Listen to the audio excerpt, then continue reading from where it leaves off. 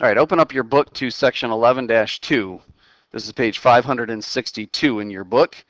And the title of this section is Polar Equation for Conics and Other Curves. And in fact, that's what we're going to talk about in this entire chapter, is dealing with polar coordinates is what we're going to work with most. The objective here in this section is given a polar equation, plot the graph. That's the first part of this section. That's what we'll tackle with this video. And the second part of this section will deal with the second objective there. Given the polar equation for a conic section, transform it into the Cartesian coordinates. So we're going to go back and talk about the conics that we saw in chapter 10. All right, to start off with, let's do a little comparison here between polar coordinates and Cartesian coordinates. Now, Cartesian coordinates, hopefully we're very familiar with those. We have studied those for a number of years now, going all the way back to algebra. But with Cartesian coordinates over here on the left, we have ourselves a horizontal axis. We refer to that as our x-axis. And we have a vertical axis. We call that our y-axis. And then to name points in our Cartesian coordinates, we measure a distance horizontally to that point from the origin, or the y-axis. We call that distance x. And then we measure a distance vertically that we are from the origin, or from the x-axis. We call that distance y. And then we name that point x comma y. It's an ordered pair. The x value goes first, and the y value goes second. Notice it's our independent variable first, followed by our dependent variable second. That's how we set up our Cartesian coordinates. If you look over on the right, we have our polar coordinates. And our polar coordinates, instead of measuring distances along those horizontal and vertical axes, we instead measure two other numbers. And instead what we do is we measure an angle from standard position to a line that goes from the origin all the way out to that point that we're looking at. And we call that angle theta. And then we measure the distance that we are from the origin out to that point, and we call that distance r. And then we name that point r comma theta. So those are the two ideas here, the two differences between these two coordinates, Cartesian versus polar.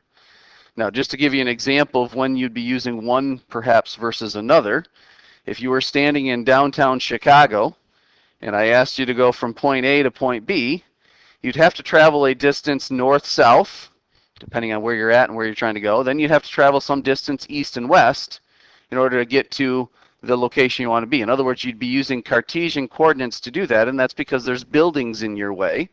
You can't just simply take a straight line path between point A and point B.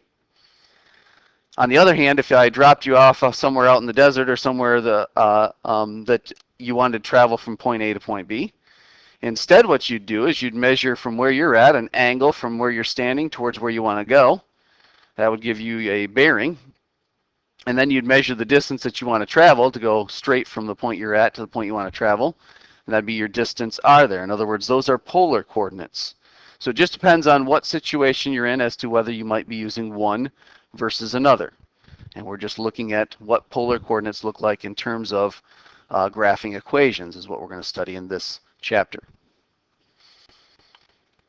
All right, a couple differences in the terms that we're going to use here between Cartesian and polar coordinates. So I've got a little chart here to kind of give us a comparison of the two.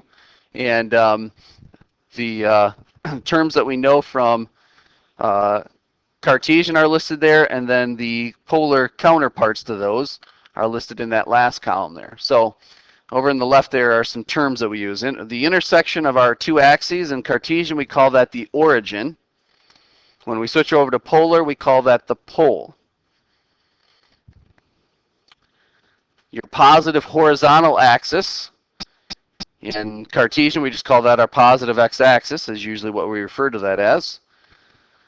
But in polar coordinates, that's called the polar axis. Again, that's the positive horizontal axis that has that name. Your independent variable in Cartesian is x, and in polar it's theta. And your dependent variable is y in Cartesian, and over in polar it's r. And when we write an ordered pair in Cartesian, we write x comma y. Notice, by the way, there that you have your independent variable is first, and then your dependent variable.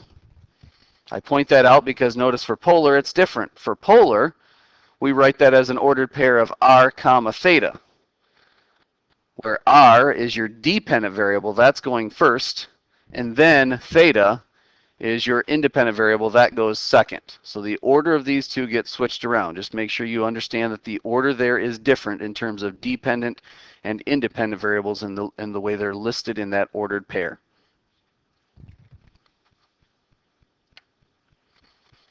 All right, so the next question is, once we know how to define exactly what polar coordinates are, how do I switch between the two? Well, it turns out to convert from polar to Cartesian or Cartesian to polar, we've kind of already done this.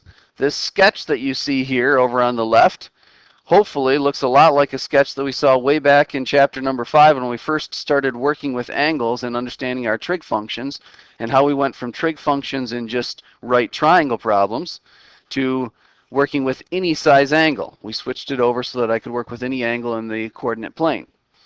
So that's the same little sketch we started off with, a right triangle. We label the two legs there, x and y. We measure the distance to that point as r, and we measure some angle theta. And we've got, in essence here, a combination of those two coordinate systems that we just had up here on the previous slide, kind of slapped together here on this one sketch, is really all we've got. The same little triangle there, but now we've added in all 4 of our values there. So if you want to convert from Cartesian to polar, so that means that you are given x and y, or you know x and y, and you want to switch over to polar, that is, you want to find out what r and theta are equal to. It's just your Pythagorean theorem to figure out what r is equal to. R squared is equal to x squared plus y squared. So r is equal to, it's plus or minus. R, notice here, could be negative. R is plus or minus the square root of x squared plus y squared. And to find out what theta is equal to, well, tangent of theta would be equal to y over x.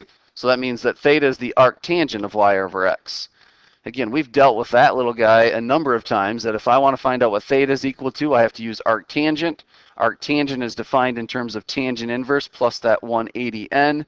And we've talked now a number of times, how do you figure out the right value of n?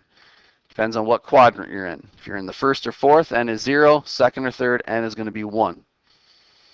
So again, that should be a nice little review for us of what we already know from working with our trig functions.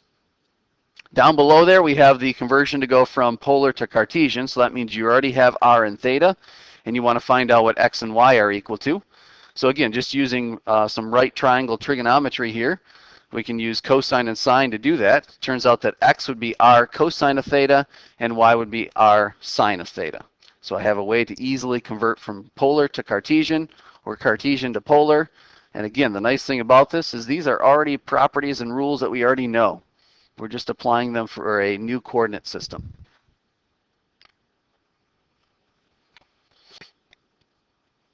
All right. It turns out that because of the way we define points here in our polar coordinate system, that there's an infinite number of names that you can give to a single point in the polar coordinates. This is not true in Cartesian coordinates. If I give you an xy value, there's only one place that you're going to point to, and that's the only name for that one point. That's not the case with polar coordinates. And the reason for that is because we've learned now about coterminal angles when we first started learning about angles way back again in chapter 5. So I could find any coterminal angle with theta, and that would still be the exact same point. And so there's an infinite number of names for one polar point because r theta would be the same as r comma theta plus 360n. That's dealing with coterminal angles. That one I think is a little bit more obvious because we've already talked about coterminal angles. The one that's probably not as obvious is the second one at first. And that is that r theta can also be written this second way as the opposite of r. Remember, r could be negative. And the theta value would be, or the angle would be theta plus 180 plus any coterminal angle with that, 360 plus n. We'll look at an example here to illustrate why that's the case, but just realize that there are multiple names for a single point in the polar coordinate system. In fact, let's take a look at these two right here and just make sure we understand why we have a couple of different names for them. Again, on the left here, I'll do that first one there. I think that's the one that's a little bit more obvious.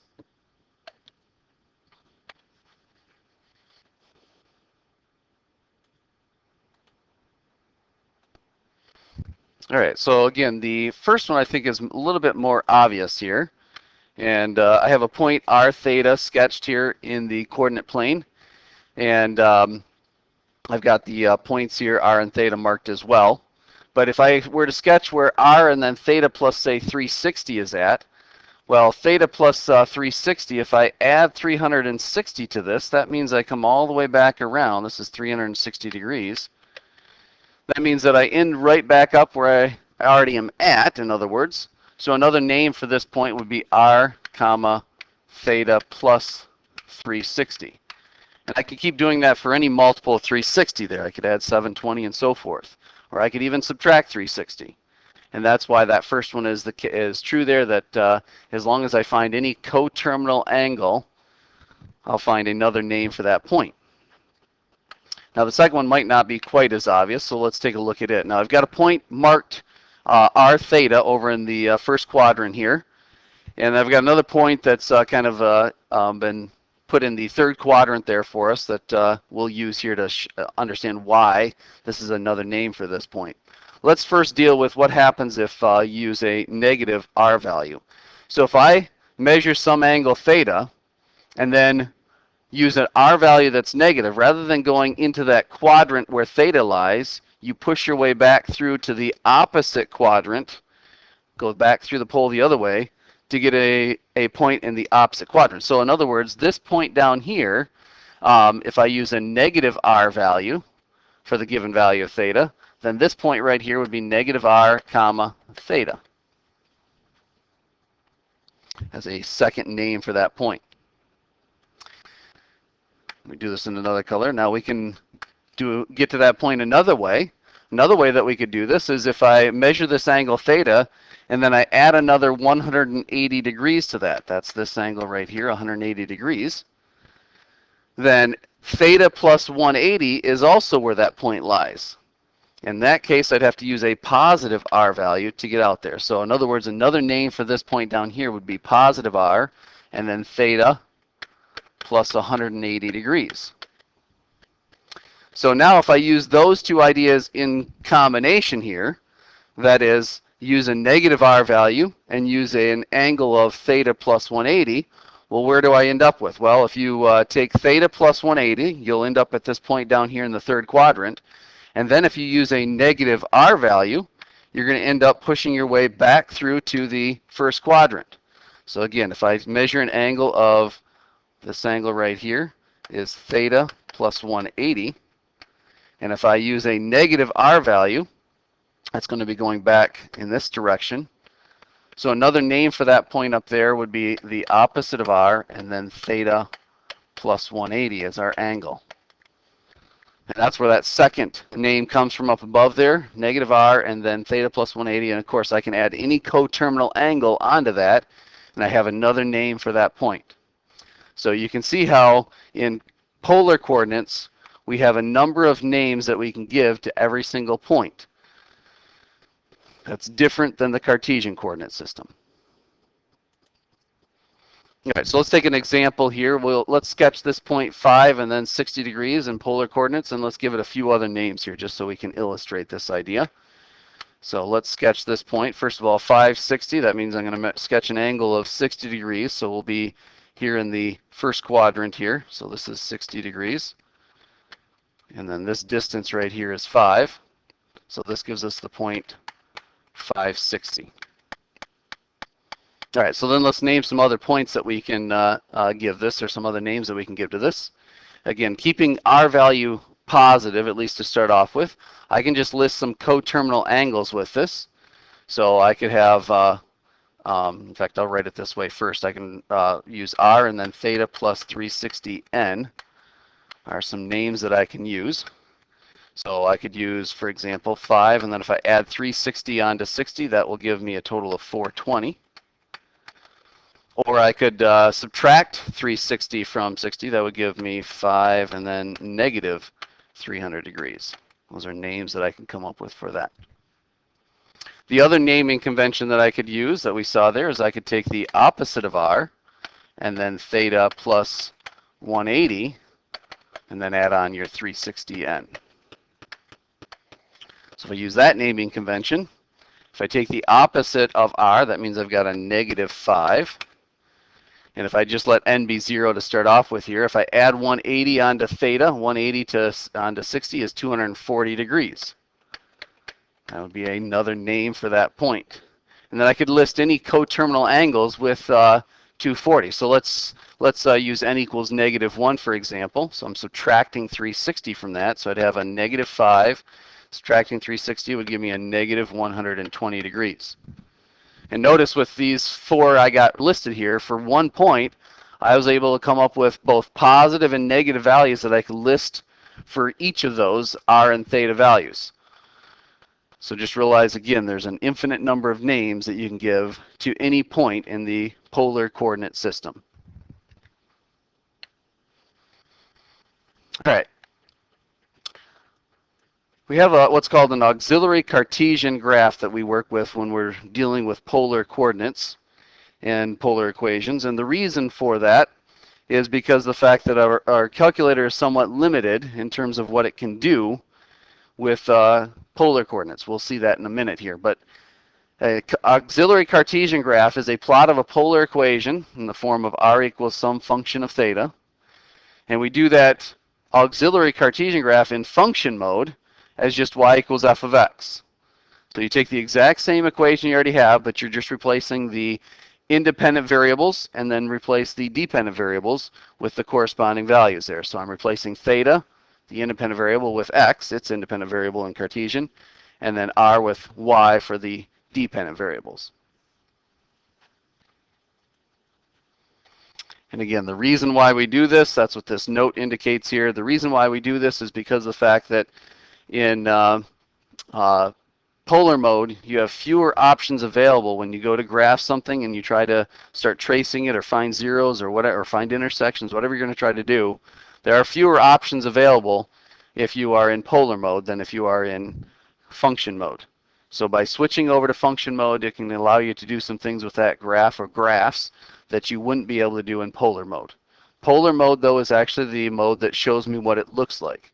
It's when I want to start doing some calculations or finding some values from it that I might need to switch over to function mode. All right, so let's take a look at an example of this. It says to graph the polar equation r equals 1 plus 2 cosine of theta in polar coordinates, and then graph the auxiliary Cartesian graph along with that. All right, so let's go ahead and grab our calculator and try that out. Okay, so with your calculator, let's first switch over to the right mode here. So if you press your mode button, you can go down, and I'm going to change this to degree mode here. And I'm also going to switch this over to polar mode. And now when you go to your y equals menu, you'll notice that you have an r equation rather than a y equals equation. So we type in 1 plus 2 cosine of theta was our equation that we are trying to sketch here. And if you go to your window, you'll notice that in your window here, similar to working with parametrics, where you have a t range you have to set, we have to set a theta range here as well as our x min and x max. So as well as our x's and our y's, x min and max, and our y min and y max. But let's set this from 0 to 360 since we're doing this in degrees.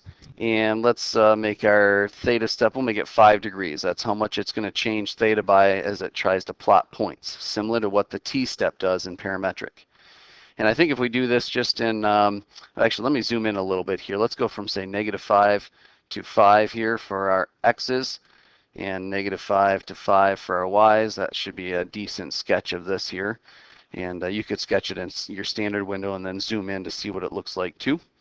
But let's graph this, and we get this little shape right here. This is our first polar equation here that we've sketched, all right? And the polar graph of this is nice. It shows me what this thing looks like, but again, in polar coordinates, I don't have the same options available. Like for example, if I go to my calc menu, second calc, and let's suppose that I wanted to find where the zeros were at, or where some intersections were at, or where a high point, a max or a min was at. Notice that you don't have any of those options here under the calculate menu. All right, all those are stripped out of there when we switch over to polar mode. This is where the function mode and switching over and using the auxiliary Cartesian graph is nice. It doesn't show me visually what the graph should look like, but it allows me to do these other things I might want to do with that graph. So let's do that. If you go back to mode, and we'll keep it in degree mode, but switch over to function. And now in y1, we don't change the equation at all. It's still 1 plus 2 times the cosine of x. We're just replacing x with theta, and our y with r is all we're doing there. And let's change our window here. Again, this is going to be a graph of some sinusoid here based on the equation. So let's go from 0 to 360, similar to what we are doing with theta over in polar mode. And let's make our scale, we'll make it 10 here, should be fine. And for our y values, well, actually negative 5 to 5 would be okay here for this sketch. So let's go ahead and graph that. And there's a nice little sketch of what this thing looks like. And now you can see if I wanted to find out, where does this have, some intercepts at? Where is it that r is equal to 0, for example? Over in polar mode, I couldn't do that, but I could find the zeros of this if I went to my second calc menu. I can find 0, 0. I could find the high and the low points. If I had more than one sketch here, I could even find intersections. Those are all things that you can't do over there under polar mode. So let's grab a picture of this. I should have grabbed a picture of the other one. I'll go back and grab that here in a second. Let's put our auxiliary Cartesian sketch in here. And let me grab a sketch here of the polar graph. So switch back to polar. I got to change my window for my x's back to negative 5 to 5 with a scale of 1. We'll sketch that, and we'll just snap a picture of that one as well.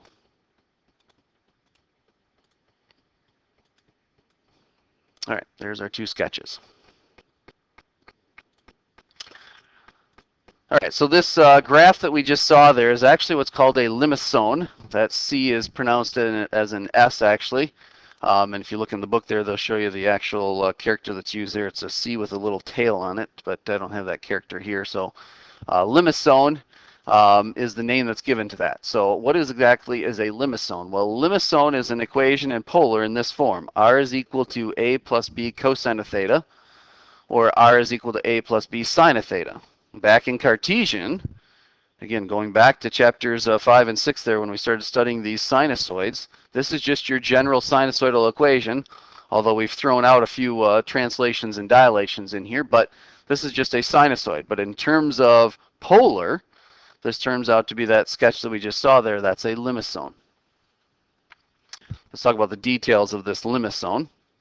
The sketch we saw had that little inner circle there, and then it had the big circle. All right, it's kind of what it looked like. It wasn't circular, I guess, but that's kind of what it looked like. It had that inner little loop there. And it depends on the values of A and B as to whether or not you end up with an inner loop there. A and B, by the way, could be positive or negative, so that's why the absolute value is in here. It turns out that if the absolute value of A is less than the absolute value of B, then you have an inner loop, which we just had 1 and 2 in our example, so that's why we had an inner loop. On the other hand, if absolute value of A is greater than the absolute value of B, then you don't get an inner loop. No inner loop for those ones. And it turns out if they're equal to each other, then you have what's called a cardioid, or a cusp is another word it's used to describe that feature.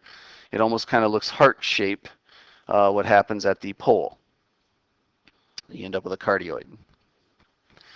Now, as you start graphing these different equations here, you should kind of start playing around with them a little bit and getting a better feel for how these equations work. I mean, there are equations that we have in Cartesian that we know really well. You know what the linear function looks like. You know what the quadratic function looks like, exponential, logarithmic. I can keep listing functions here that as soon as I say the name, you have a picture in your mind probably that comes to you that you know what it looks like. You probably even have a general idea of what the equation looks like and so forth. And we want to get ourselves to that same point here working with polar coordinates. And the best way to do that is once you start sketching one graph, play around with it a little bit and see what happens if I change that number or change that number, or what happens if I change it from sine to cosine or things like that. So I'm going to try to point out a few of these details here for you with this limacon. If you take that first equation there that was in terms of cosine, those ones have symmetry across your horizontal axis. And that's what we saw there when we sketched that one just a second ago. If you sketch it in terms of sine, then you have symmetry across your vertical axis. So it just depends on whether you're using sine or cosine as to which axis you have for symmetry. Another thing to note about this is it doesn't matter whether or not you make the a value positive or negative.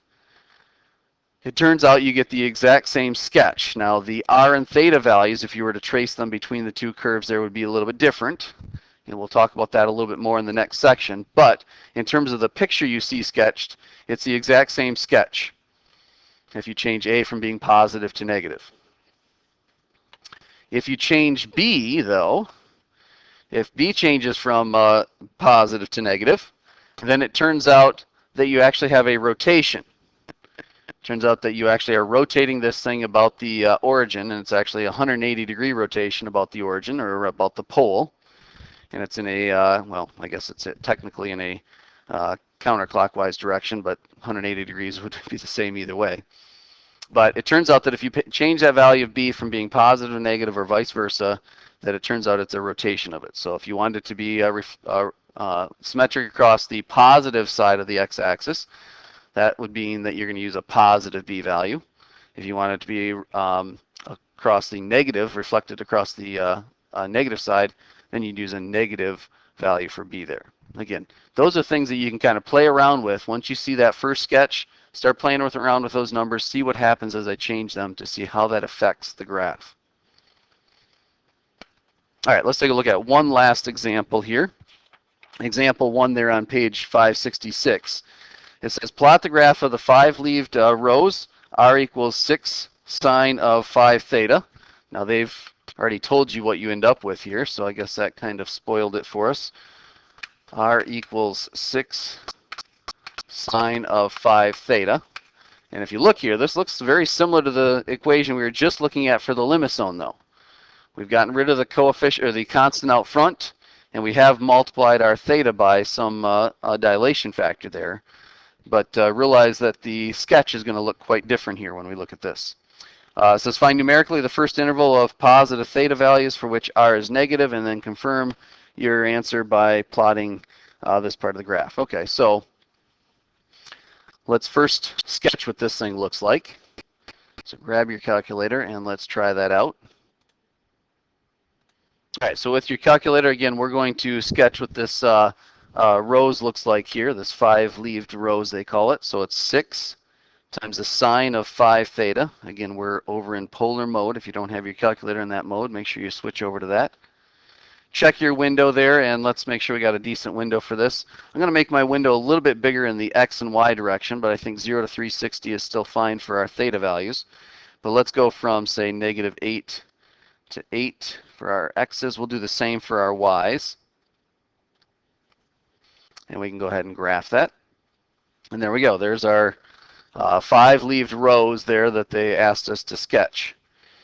And the other question that they had for us was find numerically the first interval of positive theta values for which r is negative. If you start tracing this, you'll see that as I trace this, oops, I need to change my format too. If you go to second, format, I'm in rectangular graphing coordinates right now. I want to switch over to polar graphing coordinates. And now when I graph this and trace it, now it'll give me r and theta values. But you'll notice that as I start tracing this, I'm getting positive r values while I'm in this first quadrant. But then all of a sudden, right there, I get negative values. So they're wanting me to find where exactly did you transition there. You'll notice that as I trace through this, there's no way for me to find exactly where that happened there. Tracing, I don't get to that exact point. If I tried to find where the 0 was at, again, under your calc menu, you don't have that option. This is where that auxiliary Cartesian graph will be helpful to us. Let me first grab a picture of this, and we'll put it into our work over here. But now let's switch over to our auxiliary Cartesian graph. So we're going to switch modes. Go to your mode and go down to function. And in your y equals menu, let's get rid of the old graph that we had there and put in 6 times the sine of 5x. Again, just replacing your theta with x and your r with y's, and change your window here. Or again, we're going to go from 0 to 360. And a scale of 10 probably is fine for this. Actually, let me make that a little bit larger here. Let's make this 20. And for our y's, well, actually, if we go keep that from -8 to 8, that'll still be fine there for this graph. So let's graph this. And now I can see that, okay, I got some positive values, and I can see I definitely have some negative values. Again, the y values correspond to the r values. So when y is negative, that is corresponding to the r value being negative. And the nice thing about that is that I can go to my calc menu here in function mode, and I can actually find the 0. So let's have it find a 0 for us. I'm going to trace back here to find this 0 somewhere. It happens somewhere between here and here. There we go. Turns out that your first 0 is at 36 degrees. And let's calculate the next 0. Although I probably, since there's symmetry in this, I probably can actually guess where the next one's at. But let's go ahead and find it. We'll give it a left bound here, say of this and this. And my 0 is about right there, 72. Yeah, that's probably what my guess would have been there, that there's 36 degrees apart there. So starting at 36 degrees and going up to 72 degrees, that's where my theta values, or sorry, my r values become negative. All right. In fact, let me grab a sketch of this as well. Let's grab a picture of that. And we'll copy that in so we have a sketch of it as well. Right, and let's mark down then what we said here, what we found here from our sketch, that on the interval from 36 to 72 degrees, that's where we found that r was negative. R is less, oops, that's less than, not greater than. R is less than 0. On the interval from 36 degrees to 72 degrees. So 36 degrees. I'm just going to do less than, because we want to be less than 0. At 36 degrees, it was equal to 0. So if you wanted to include that, you have to put that up above there. They said just negative, though, so I only want to know where it was negative. So from 36 to 72 degrees, we have that r was less than 0.